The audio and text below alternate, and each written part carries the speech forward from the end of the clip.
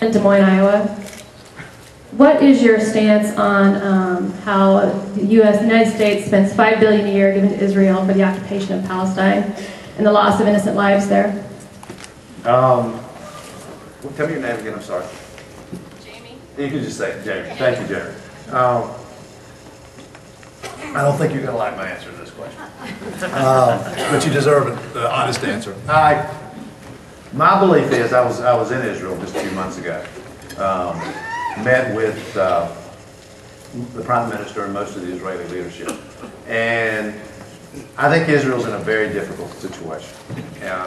They are surrounded by countries, not all, but some of them are committed to their destruction, including Ahmadinejad, the president of Iran, who's openly said he wants to wipe Israel off the planet, off the face of the planet. Hamas is now in charge of the Palestinian Authority. They will not renounce their history of violence, of suicide bombings. They will not commit to honoring previous agreements. And they will also won't commit to the right of Israel to exist.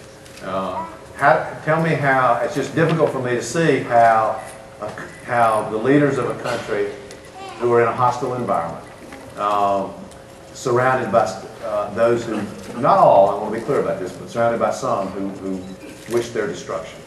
How do you deal with the elected, democratically elected leaders of the Palestinian Authority who have in the past been committed to your destruction and don't even recognize your right to exist? My own view is I think America has to continue to keep its commitment to support Israel's security. And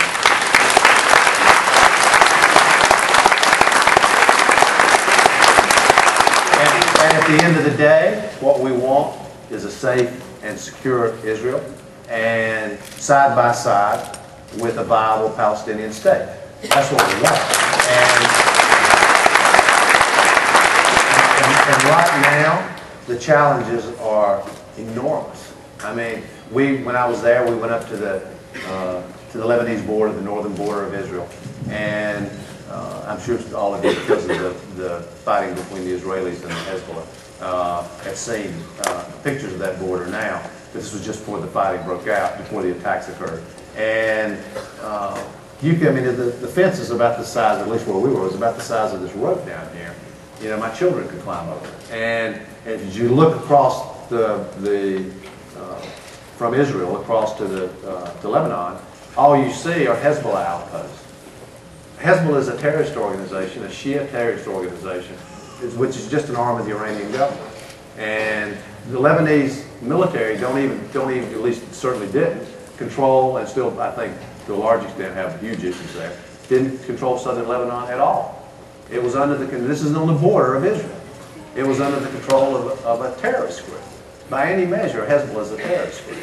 So, I mean, if you look at the situation they're in, their northern border is controlled by terrorists, backed by the Iranians who want to destroy Israel. The Palestinian Authority is now under the control of Hamas, a terrorist organization committed to the destruction of Israel. At the time I was there, they were talking about what they were describing as the realignment, which is essentially the unilateral withdrawal from the West Bank, which they had done in Gaza. But I just think Israel is faced with enormous challenges, and probably principal among those challenges is an Iranian government that's committed to having nuclear weapon capability. And it's a huge destabilizing force in that part of the world. And this is another one example when I talk about the importance of America being able to lead and stabilize. This is what I'm talking about. Instead of, when we go to the Security Council, instead of the world resisting us on the kind of sanctions that we need against Iran to try to